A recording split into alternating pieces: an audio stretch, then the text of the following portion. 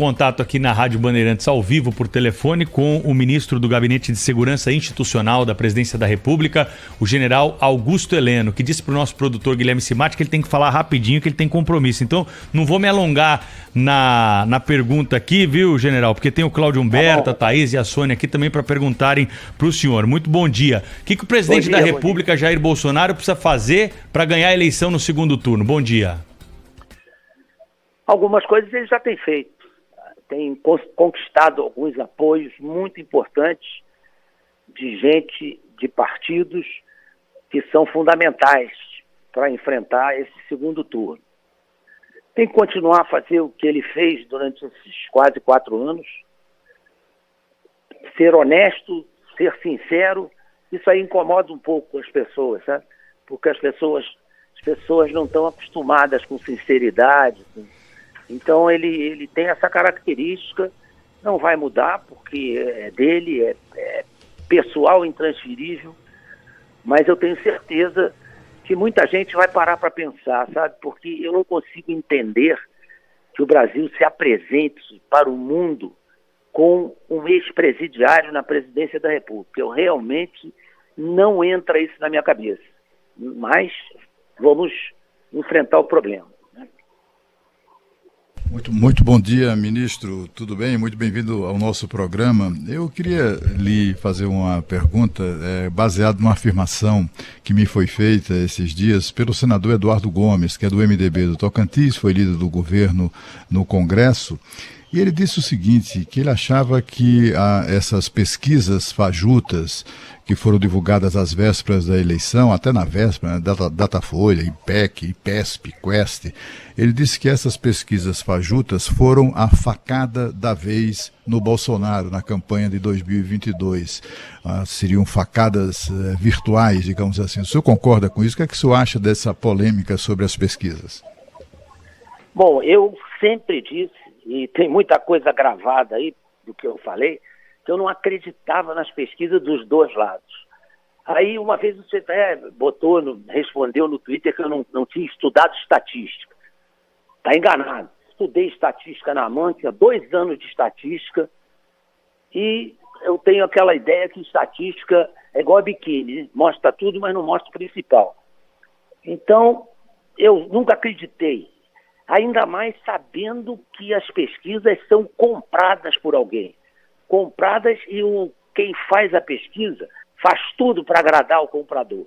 Então eu nunca acreditei em pesquisa, mas tenho certeza que da maneira como elas foram deturpadas, durante longo tempo só havia pesquisa de um lado, né?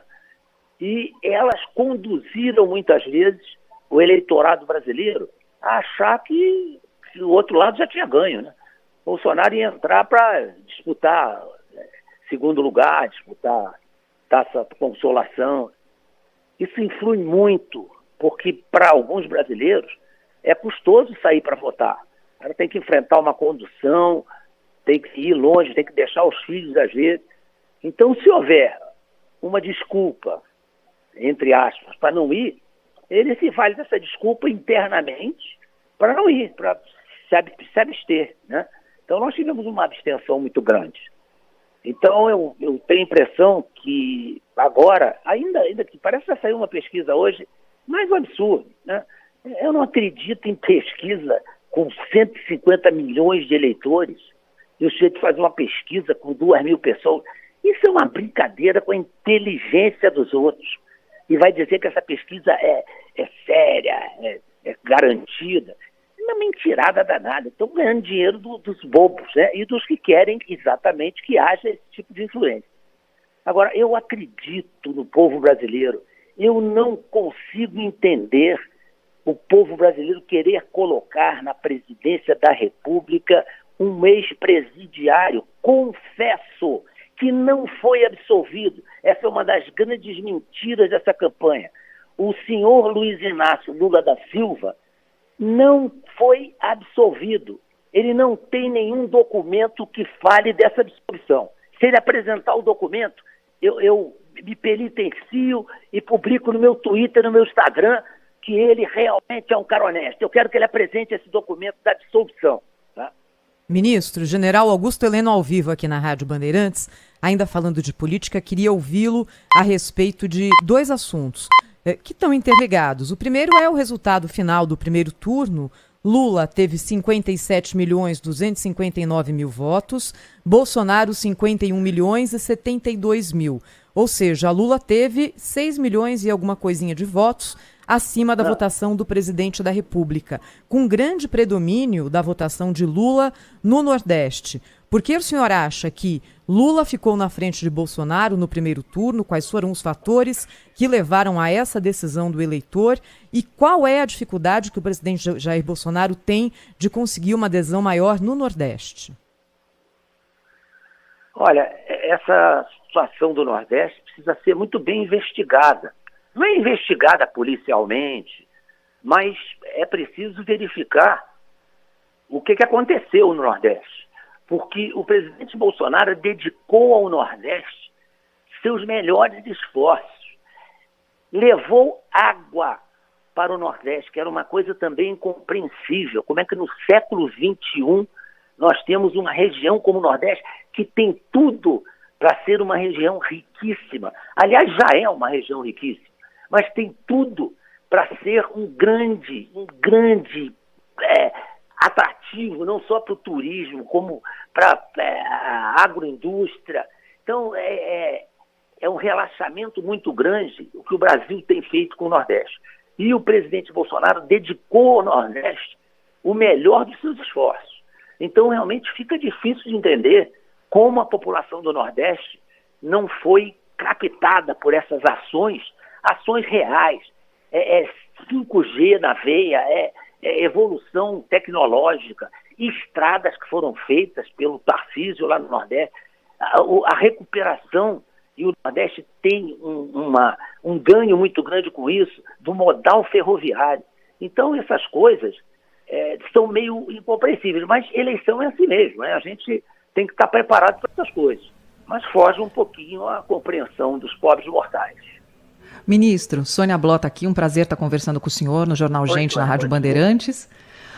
Com os resultados do primeiro turno das eleições, nós vemos aí que vários aliados do presidente Bolsonaro tiveram votações muito expressivas, chegam até a ser mais expressivas do que o próprio presidente Bolsonaro. Qual a avaliação do senhor sobre esses resultados?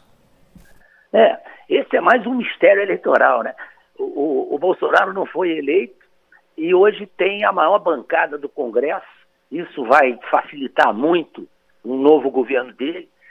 Ele teve eleição de deputados e senadores muito expressiva e gente de muito boa qualidade. Eu acho que nós vamos ter uma subida de qualidade muito grande no Congresso. Então, eu acho que isso é fundamental. Eu acho que isso é muito importante e isso vai ajudar também nesse arrastar de gente para votar nele. Eu acho que vai dar certo. General Augusto Heleno está conversando com a gente aqui na Rádio Bandeirantes nessa manhã. O senhor tocou no assunto aí do Congresso Nacional. Nessa semana a gente entrevistou aqui o presidente da Câmara, o deputado Arthur Lira, né? Que falou aí sobre essa frente ampla que se formou de uma ala mais ligada ao centro-direita, né? Na eleição, a nova composição da Câmara Federal. Qual que é a expectativa que o senhor tem para a atuação do Legislativo a partir do ano que vem, hein, general? A renovação é expressiva, né? Eu tenho a impressão que, se nós pegarmos a relação dos atuais congressistas e compararmos com uma nova relação, nós vamos ver que realmente houve um progresso, sabe? Eu acho que algumas coisas que aconteciam estão deixando de acontecer, né? Assim, essa compra de votos, não sei o quê. Então, eu acho que o povo está se conscientizando que o Congresso é fundamental, né? E ficou provado agora, nessa situação que vem acontecido com o STF, que o Congresso deveria ter um outro tipo de participação e tem se omitido, né? Tem se omitido. Então, isso aí fica claro que nós precisamos de um Congresso preparado, Congresso que trabalhe pelo Brasil e que cada um saiba do seu valor. Mas eu acho que também nós podemos progredir bastante com os futuros ocupantes do Congresso, nos dão muito essa esperança. Eu nem cumprimentei aí o pessoal. Bom dia, Cláudio. Bom dia, Sônia. Bom dia, Thaís. Bom dia, Bom general. dia. Bom dia. Muito bom dia, ministro. Me diga uma coisa, o senhor está otimista com relação ao segundo turno?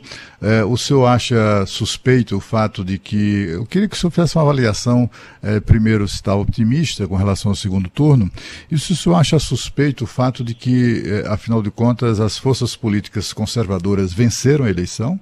É só olhar a composição do Congresso Nacional, né? As bancadas que apoiam o Bolsonaro fizeram maioria de deputados, maioria de senadores, né? E, no entanto, o Bolsonaro, que lidera tudo isso, perdeu. O senhor acha isso suspeito ou acha isso que é um problema, decorre do fato de que os brasileiros, em sua maioria, são até conservadores ou são, enfim, simpáticos ao conservadorismo, mas não veem no Bolsonaro o seu representante? Quer dizer, há uma parcela que não veio no Bolsonaro o seu representante. O que é que aconteceu? Por que é que o governo fez barba, cabelo e bigode, né, em votações para o Congresso, mas o presidente acabou não sendo reeleito como esperava? Realmente isso aí são coisas que acontecem nessa tradição política brasileira.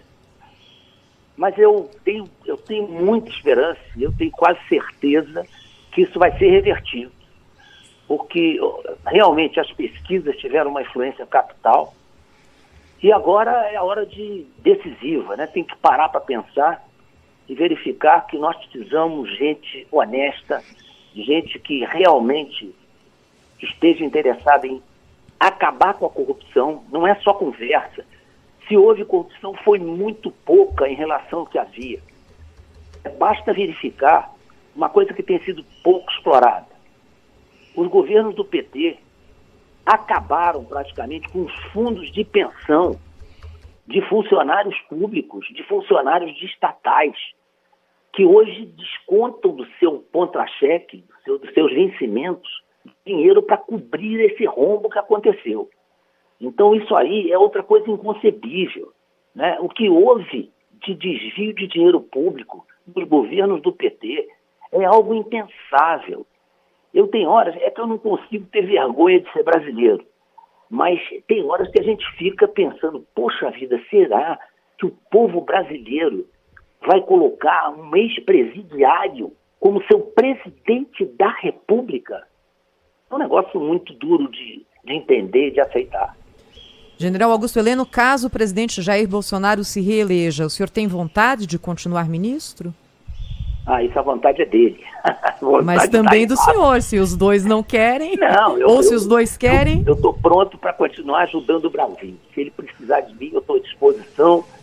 Se quiser me mandar para casa, pode me mandar para casa, que eu não vou mudar minhas convicções. Eu tenho uma admiração muito grande por ele, pelas atitudes dele. Ele fala muita coisa que a gente às vezes não gosta de ouvir, mas ele é autêntico, ele é leal a ele próprio, ele é leal ao povo brasileiro, ele pensa no Brasil o tempo todo. Eu duvido que alguém mostre alguma negociação feita pelo presidente Jair Bolsonaro. Não existe negociação no governo. Então isso aí é fundamental que a gente cultue isso mais um tempo. E, ministro, se o presidente Bolsonaro se reeleger, quais as iniciativas que podem ser aprimoradas para aumentar a influência geopolítica mundial do Brasil e refletindo, inclusive, o peso econômico, territorial, agrícola e ambiental? Olha, a primeira coisa que eu acho fundamental é o que já está acontecendo, a solução do marco ferroviário, né? A gente precisa ter um transporte ferroviário à altura do Brasil. O agronegócio tem que continuar a ser prestigiado. Uma coisa, por exemplo, que é evidente que o presidente teve que resolver à última hora é a produção de fertilizantes. Acho que é fundamental que nós hajamos com muita sabedoria e muito entusiasmo e sem partidarismo, sem querer fazer a escola de trampolim político. Nós precisamos cuidar da educação brasileira. Todos sabem que a educação brasileira tem sérios problemas.